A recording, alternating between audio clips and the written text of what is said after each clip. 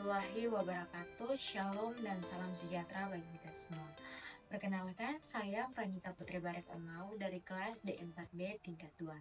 Nah, pada video kali ini saya akan menjelaskan dan juga mempraktikkan sedikit mengenai pemeriksaan spesifik pada radio solder. Selamat menyaksikan. Baik, sebelum kita masuk ke pemeriksaan spesifik pada solder, terlebih dahulu kita harus mengenal gerakan aktif yang ada pada solder. Nah, gerakan aktif yang ada pada solder itu ada 6 gerakan. Saya akan bersama dengan pasien saya untuk menggerakkan 6 gerakan tersebut.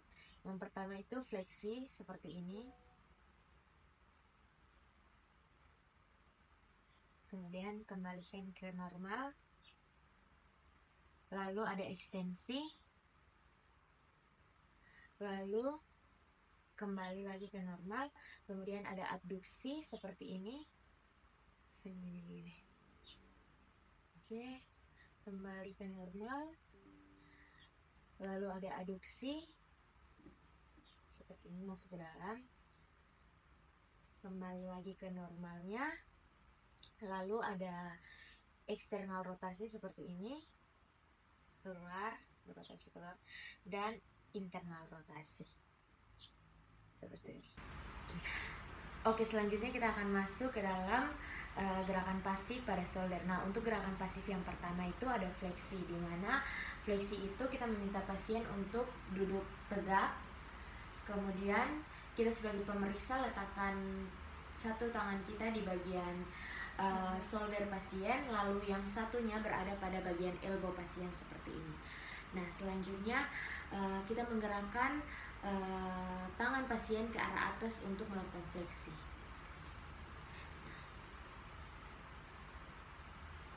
Oke, kembali normal. Selanjutnya ada gerakan ekstensi. Nah, gerakan ekstensi ini juga sama seperti fleksi, perletakan tangannya kepada pemeriksa. Yang pertama itu yang satunya ada di shoulder dan yang satunya berada pada elbow tetapi di bagian depan seperti ini. Lalu kita gerakan ke arah belakang, ekstensi. Nah, baik, selanjutnya kita masuk ke gerakan eksorotasi atau eksternal rotasi. Nah, untuk eksternal rotasi sendiri, kita letakkan tangan kita bagian shoulder ini di bagian dada pasien seperti ini. Kemudian ambil bagian pergelangan tangan pasien ke atas, lalu pegang di area elbow, satu tangan memegang bagian elbow dan satu tangannya memegang di bagian wrist pasien. Lalu pelan-pelan menggerakkan ke arah eksternal rotasi seperti ini. Nah, ini adalah gerakan eksternal rotasi. Baik, selanjutnya itu ada gerakan endorotasi, di mana posisi pasien tegak dalam keadaan posisi duduk, kemudian tangan kita berada pada bagian skapula dari pasien seperti ini. Lalu kita menggerakkan tangan pasien ke arah belakang seperti ini. Kemudian tangan kita yang ini memegang bagian pergelangan tangan, lalu yang satunya itu berada pada bagian dari siku atau elbow sendiri. Nah, selanjutnya itu untuk menggerakkan bagian ini, untuk menggerakkan bagian endorotasi ini seperti ini.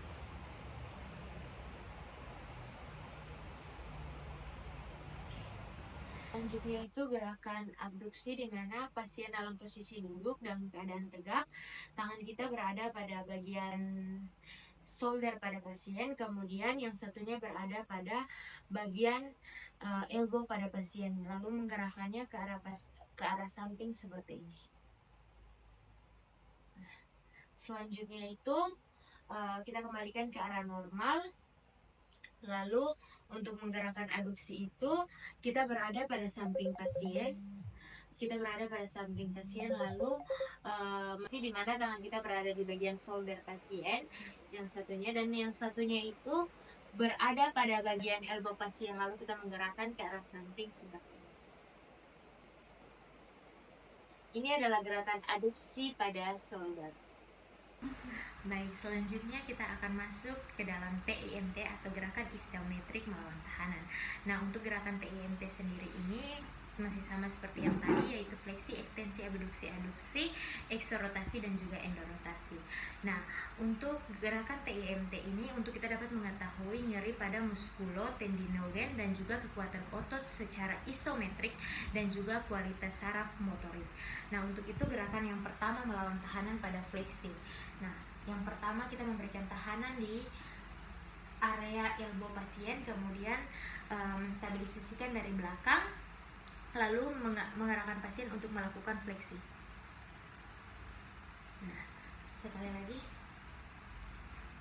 Oke, selanjutnya gerakan ekstensi. Nah, untuk gerakan ekstensi sendiri ini kita memberikan tahanan di bagian belakang seperti ini, kemudian menstabilisasikan dari depan seperti ini. Sekali lagi.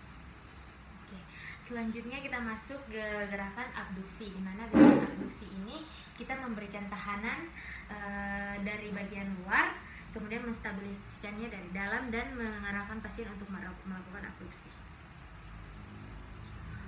Selanjutnya seperti ini. Selanjutnya itu ada gerakan aduksi, di mana kita memberikan tahanan dari dalam seperti ini, lalu menstabilisasikannya dari luar. Gerakan aduksi, coba sekali lagi. Selanjutnya ada gerakan eksorotasi, di mana gerakan eksorotasi ini kita memberikan tahanan dari luar seperti ini. Nah, ini salah satu gerakan eksorotasi. Nah, selanjutnya itu ada gerakan endorotasi, gerakan yang terakhir, di mana kita memberikan tahanan lalu menggerakkan ke arah endo, ke dalam. Selanjutnya untuk tes yang pertama itu ada Yergasio test, di mana tes ini dilakukan untuk menentukan apakah tendon otot bisep dapat mempertahankan kedudukannya di dalam sulcus intertubercularis atau tidak. Nah, untuk pemeriksaannya kita meminta pasien untuk melakukan fleksi elbow 90 derajat, lalu supinasi lengan bawah dan stabilisasi pada shoulder. Nah, lalu pasien nantinya kita meminta untuk melakukan eksorotasi untuk melawan tahanan.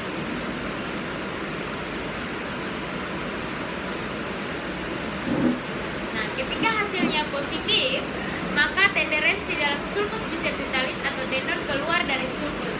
Ini merupakan indikasi tendinitis bicepitalis. Yang berikut itu ada speed test, di mana speed test ini dia bertujuan untuk mengidentifikasikan bicep tendonitis caput-longus pada bicep groove.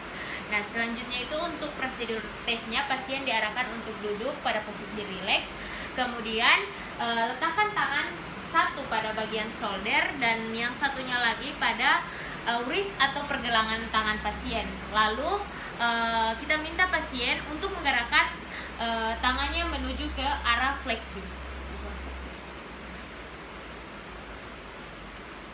Ketika kita mengaplikasikan ini, positif test jika terjadi nyeri pada tendonitis bicep atau dalam bicep groove. Nah, untuk yang ketiga itu ada drop arm test, di mana tes ini dilakukan untuk mengungkapkan ada tidaknya kerusakan pada otot-otot serta tendon yang menyusun rotator cuff dari bahu.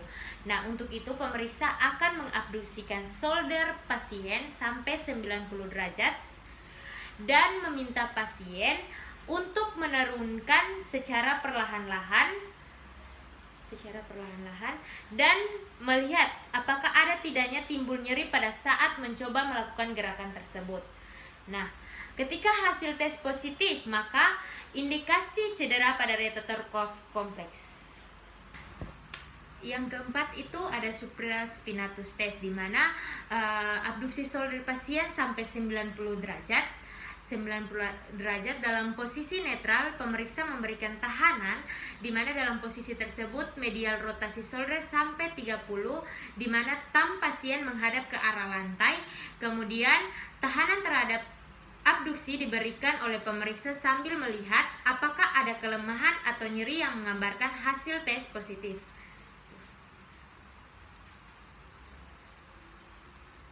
Nah, jika hasil tes positif, indikasi ada kerobekan atau cedera otot atau tendon supraspinatus. Berikut itu ada apprehension test, di mana tes ini untuk mendeteksi instability shoulder pada bagian anterior.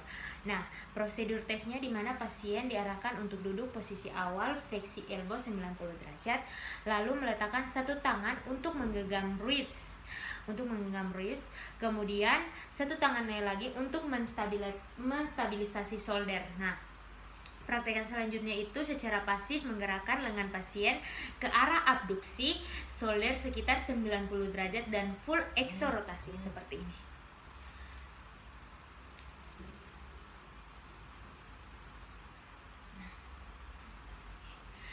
Hasil positif ketika apprehension test ini disertai rasa cemas pasien saat lengan dieksorotasikan.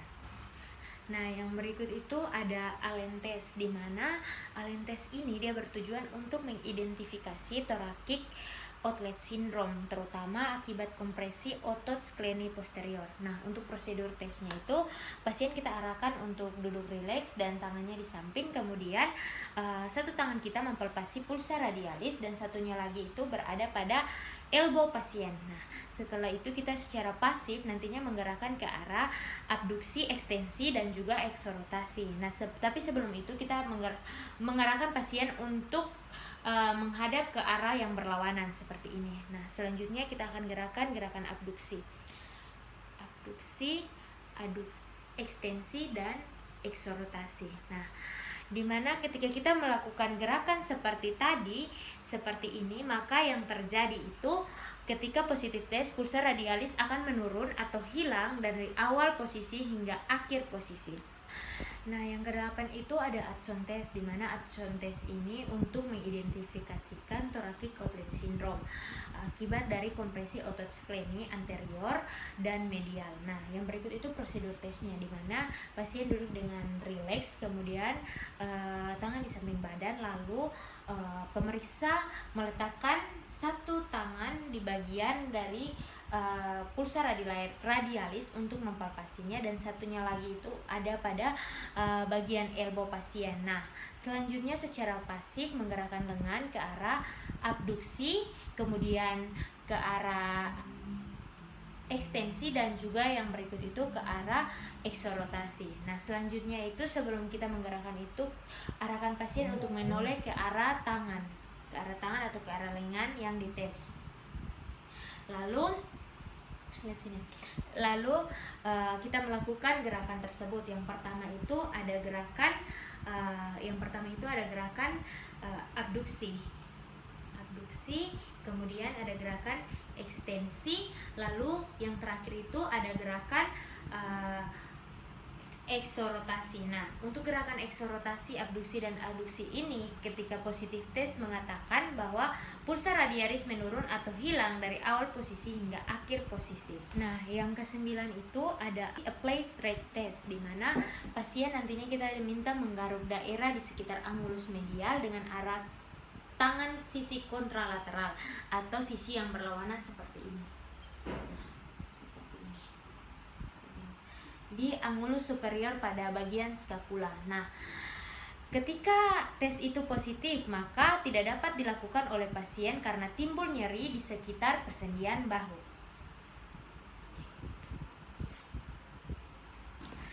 Nah, yang berikut itu ada tes terus, di mana posisi pasien yang pertama itu melakukan abduksi 90 derajat, selanjutnya melakukan eksternal rotasi, lalu fleksi elbow.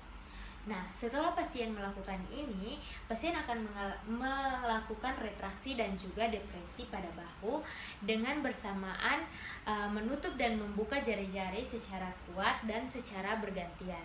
Nah, posisi ini nantinya menyebabkan kompresi di dalam berbagai pintu, sementara itu perlu adanya penyediaan darah ekstra kerja otot tersebut. Nah, untuk orang sehat sendiri biasanya itu bisa bertahan selama 3 menit, sedangkan untuk orang yang mengalami thoracic outlet syndrome itu biasanya timbul keluhan dalam waktu 1 menit. Yang berikut itu ada tes neuroscience, di mana tes ini untuk mengidentifikasikan subacromial impingement. Nah, untuk prosedur tesnya itu di mana pasien duduk dalam posisi rileks, kedua lengan rileks di samping badan. Selanjutnya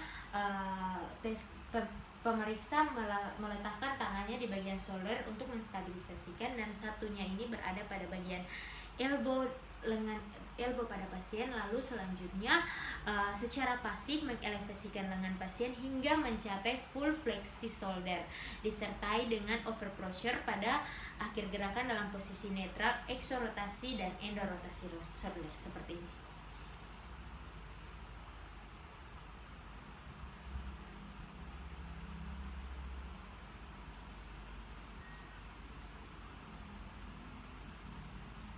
Nah, positif test jika nyeri disertai bunyi klik pada akhir gerakan pada pasif elevasi.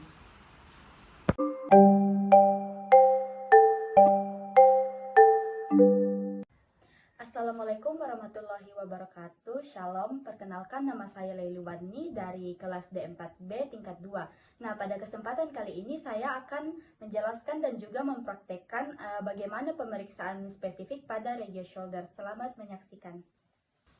Baik, yang selanjutnya kita akan masuk ke dalam pembahasan. Nah, sebelum kita masuk ke dalam pemeriksaan spesifik pada shoulder, pertama-tama kita akan membahas mengenai gerakan aktif, gerakan pasif, dan juga TIMT atau gerak isometrik melawan tahanan. Nah, adapun pada kesempatan kali ini saya dibantu oleh teman saya. Baik, yang pertama itu ada gerakan aktif, di mana gerakan aktif itu terdapat fleksi, ekstensi, abduksi, aduksi, eksorotasi, dan juga endorotasi. Nah, baik, gerakan yang pertama yaitu fleksi, yaitu menggerakkan lengan ke arah atas seperti ini. Lalu gerakan yang kedua itu ada ekstensi, yaitu menggerakkan lengan ke arah ke belakang. Lalu yang ketiga itu ada abduksi, gerakannya seperti ini.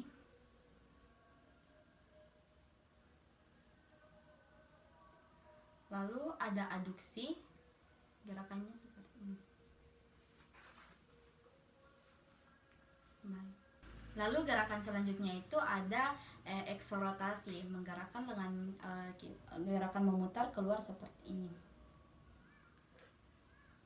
Lalu ada gerakan endorotasi ke arah sebalikannya, yaitu rotasi ke arah dalam. Baik, selanjutnya adalah gerakan pasif pada shoulder. Nah, yang pertama itu ada gerakan fleksi, di mana yang pertama kita meletakkan tangan pemeriksa kita letakkan pada shoulder pasien untuk melakukan fiksasi. Lalu tangan yang satunya ini kita letakkan pada elbow pasien, lalu kita menggerakkan pasien untuk melakukan fleksi seperti ini.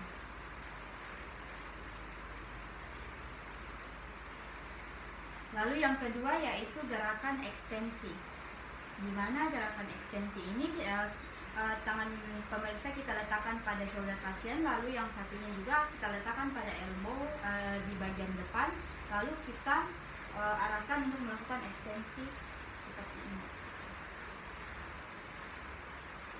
Lalu yang selanjutnya itu ada gerakan abduksi, di mana kita juga meletakkan tangan pemeriksa pada shoulder pasien dan tangan yang satunya pada bagian elbow pasien, lalu kita gerakan untuk menjauhi tubuh seperti ini.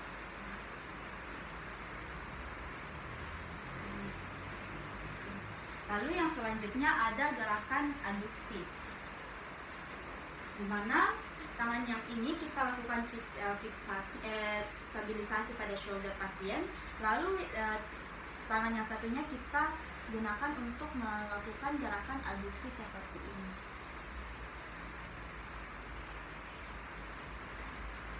Lalu selanjutnya ada gerakan eksorotasi, di mana kita meletakkan lengan kita pada shoulder pasien dan juga bagian dada pasien seperti ini. Lalu kita letakkan tangan kita di bagian elbow, lalu tangan yang satunya kita memegang pada bagian wrist pasien, lalu kita melakukan gerakan eksorotasi seperti ini.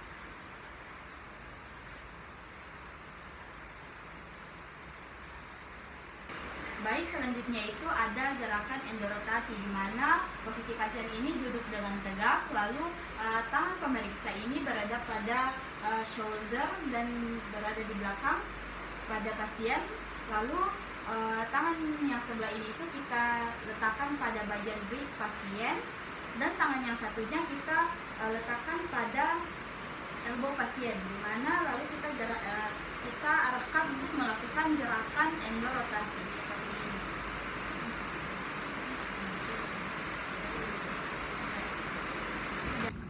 Baik, selanjutnya ada TIMT atau gerak isometrik melawan tahanan. Nah, gerakannya itu sama saja seperti fleksi, ekstensi, abduksi, aduksi, dan juga eksorotasi dan juga endorotasi.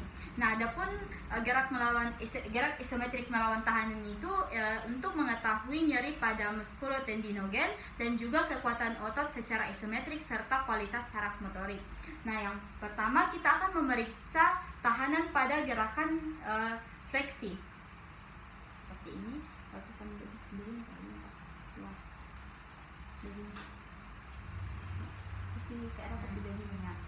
gerakan fleksi melawan tahanan. Lalu yang kedua itu ada ekstensi melawan tahanan. Ekstensi. Oke. Nah, yang ketiga ada gerakan abduksi melawan tahanan.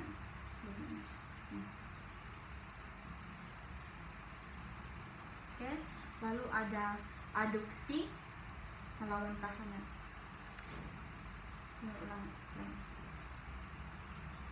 Oke. Nah, baik, selanjutnya itu ada TIMT atau gerak isometrik melawan tahanan. Nah, adapun gerakannya itu sama saja, yaitu fleksi, ekstensi, abduksi, aduksi, dan eksorotasi dan juga endorotasi. Namun pada gerak isometrik melawan tahanan itu untuk mengetahui nyeri pada muskulotendinogen dan juga kekuatan otot secara isometrik serta kualitas saraf motorik. Nah, adapun gerak isometrik melawan tahanan pertama itu yaitu fleksi, di mana gerakan seperti ini ya, fleksi,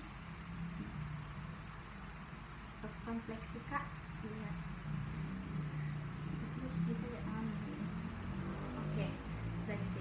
Lalu yang kedua itu ada ekstensi, kita letakkan tangan di belakang sini untuk tahan. Oke, baik, tahan. Oke. Lalu yang ketiga itu ada abduksi. Kita letakkan tangan di sini, lalu pasien akan melakukan gerakan abduksi. Nah, selanjutnya itu ada aduksi. Kita letakkan tangan di sini, lalu pasien akan melakukan gerakan aduksi, lalu kita akan menahan.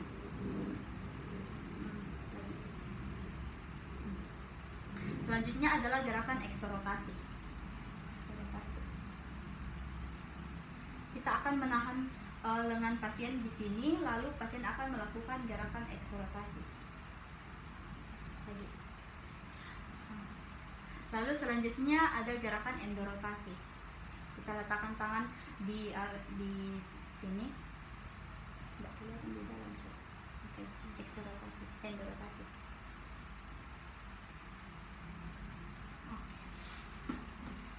Nah, adapun kita masuk ke dalam pemeriksaan spesifik pada shoulder. Nah, yang pertama itu ada Yergason test, di mana tes ini itu dilakukan untuk menentukan apakah tendon atau biceps ini dapat mempertahankan kedudukannya dan di dalam surkus intertubercularis. Nah, pemeriksaan ini itu dilakukan dengan meminta pasien melakukan fleksi elbow 90 derajat. Lalu juga melakukan supinasi,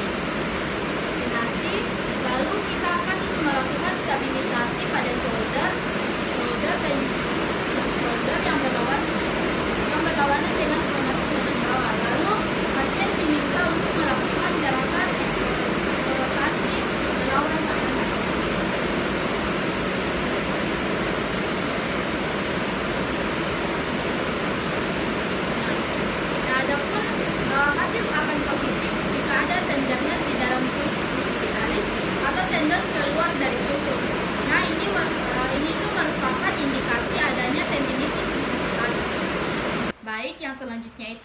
speed test, di mana speed test ini itu bertujuan untuk mengidentifikasi bicep tendonitis caput longus pada bicipital groove. Nah, adapun posisi dari pasien itu sendiri duduk dengan posisi lengan itu rileks di samping. Lalu kita meletakkan lengan kita pada shoulder pasien untuk melakukan stabilisasi. Lalu lengan yang satunya ini kita letakkan pada wrist pasien. Lalu kita arahkan pasien untuk melakukan fleksi shoulder sekitar 90 derajat. Lalu kita akan melakukan tahanan untuk lalu kita arahkan pasien untuk melakukan fleksi shoulder sambil melakukan tahanan.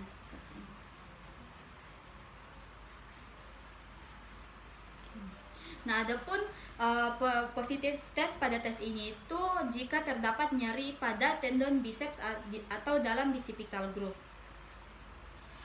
Nah, adapun tes yang selanjutnya itu ada drop arm test, di mana tes ini tuh dilakukan untuk mengetahui apakah ada atau tidak kerusakan pada otot-otot serta tendon yang menyusun rotator cuff. Nah, adapun caranya itu pemeriksa ini mengabduksikan shoulder pasien sampai dengan 90 derajat, lalu meminta pasien untuk menurunkan lengannya secara perlahan-lahan. Nah, hal ini dilakukan untuk mengetahui apakah ada timbul nyeri pada saat melakukan gerakan ini.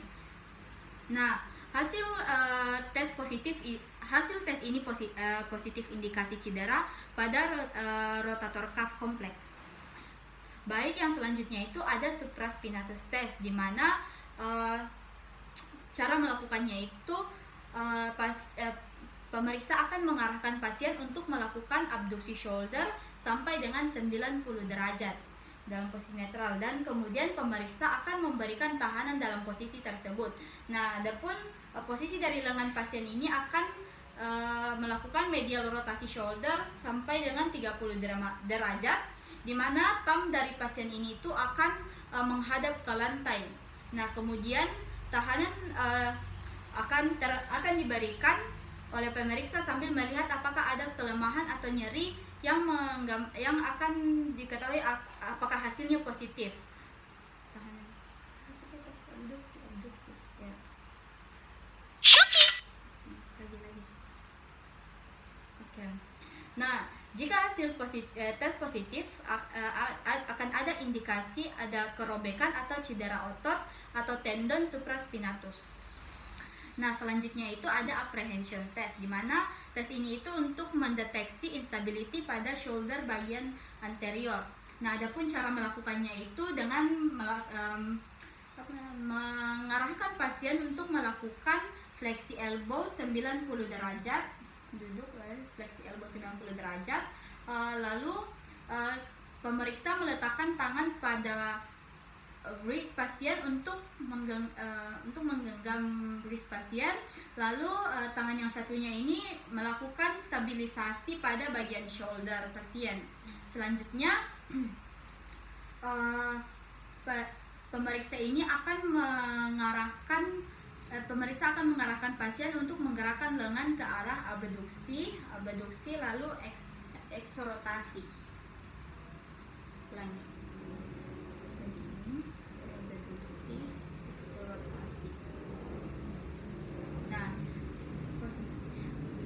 Nah, adapun hasil tes ini positif jika nyeri disertai rasa cemas pasien saat lengan melakukan eksorotasi. Nah, selanjutnya itu ada Allen test, di mana tes ini tuh bertujuan untuk mengidentifikasi thoracic outlet syndrome, nah terutama akibat adanya kompresi otot scalenus posterior. Nah, selanjutnya itu caranya melakukan itu, pasien duduk dengan posisi lengan rileks di samping. Lalu pemeriksa ini akan meletakkan satu tangan pada pulsa radialis untuk mempalpasi pulsa radialis. Lalu tangan satunya ini kita letakkan pada elbow pasien. Lalu selanjutnya secara pasif pemeriksa akan menggerakkan pasien untuk melakukan gerakan abduksi, ekstensi dan juga eksplorasi. Nah, lalu sebelum melakukannya itu pasien akan diarahkan untuk untuk menoleh ke arah yang berlawanan atau kontralateral dengan lengan yang dites sedikit begini, lalu kita palpasi di arah sini, lalu kita lakukan tesnya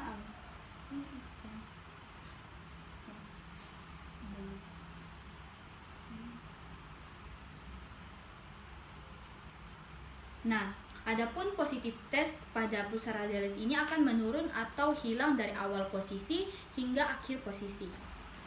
Nah, adapun tes yang selanjutnya itu ada Addison test, di mana tes ini itu bertujuan untuk mengidentifikasi apakah thoracic outlet syndrome ini terutama akibat kompresi otot skaleni anterior dan medial. Nah, tata caranya itu pasien duduk dengan posisi rileks, lalu lengannya itu berada di samping badan pasien dengan rileks, lalu pemeriksa akan meletakkan satu tangan ini untuk mempalpasi pulsa radialis, dan tangan yang satunya ini berada pada elbow pasien. Lalu kemudian pemeriksa secara pasif akan menggerakkan lengan dari pasien ini itu secara abduksi, ekstensi dan juga eksorotasi. Nah, sebelumnya itu pasien akan mengarahkan kepalanya untuk melihat ke arah menoleh ke arah lengan yang akan dites. Kemudian kita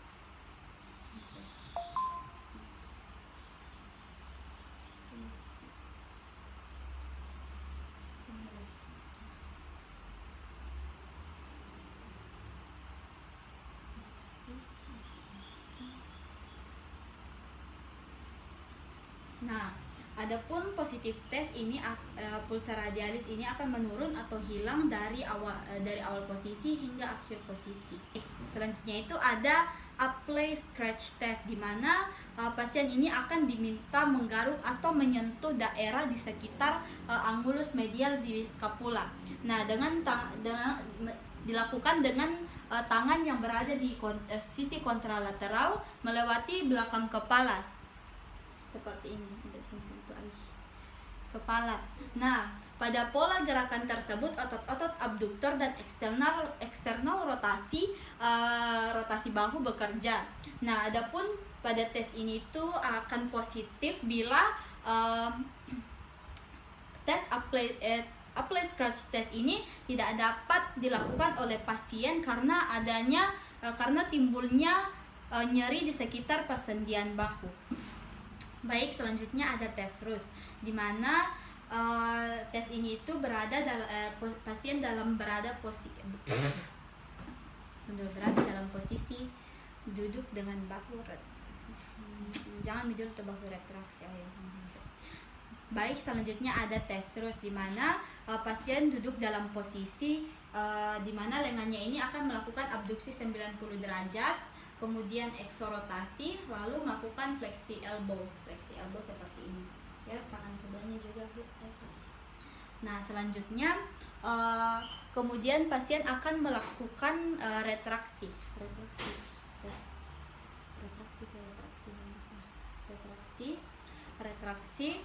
lalu pasien ini akan diminta untuk menutup dan membuka jarinya kuat-kuat secara bergantian.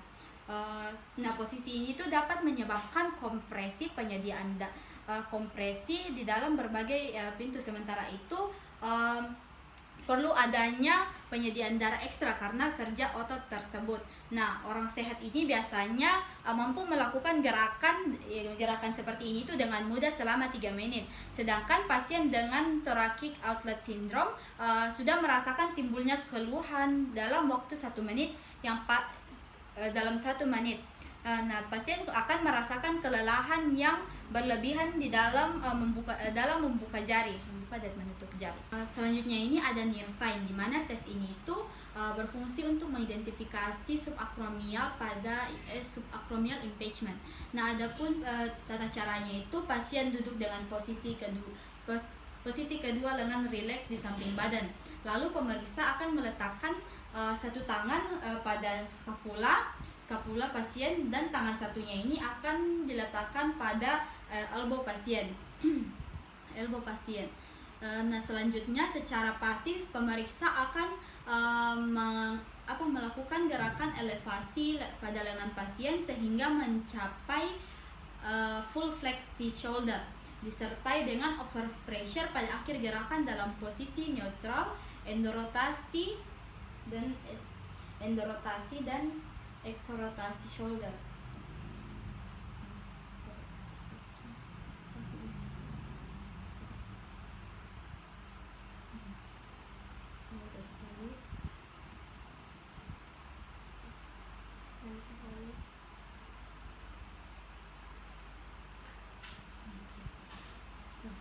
Nah, adapun tes ini akan positif jika terdapat nyeri disertai dengan bunyi klik pada akhir gerakan pasif elevasi. Baik, yang selanjutnya itu ada painful arc test, di mana tes ini itu bertujuan untuk mengidentifikasi subacromial impingement. Nah, adapun tata cara dari tes ini itu pertama pasien akan duduk dengan kedua lengan rileks di samping badan, lalu kemudian pemeriksa akan meletakkan salah satu tangannya di belakang di skapula seperti ini, lalu tangan yang satunya akan menggenggam elbow pasien. Nah, selanjutnya pemeriksa kemudian akan secara pasif menggerakkan lengan pasien untuk mengelevasikan lengan pasien hingga mencapai ROM normal pada bidang skapula. Nah, cara seperti ini.